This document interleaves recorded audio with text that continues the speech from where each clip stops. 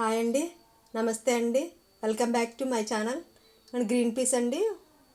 ఇవ్వండి, వింటర్ సీజన్లో దొరుకుతాయండి ఇవి ఒకేసారి కేజీ ఇలా తీసుకొని స్టోర్ చేసుకుంటానండి. ఇలా ఒలిసేసి ఒక ప్లాస్టిక్ బాక్స్లో వేసుకొని స్టోర్ చేసుకుంటానండి.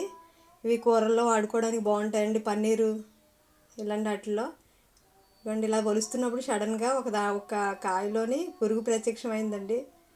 భయం వేసి విసిరేసానండి.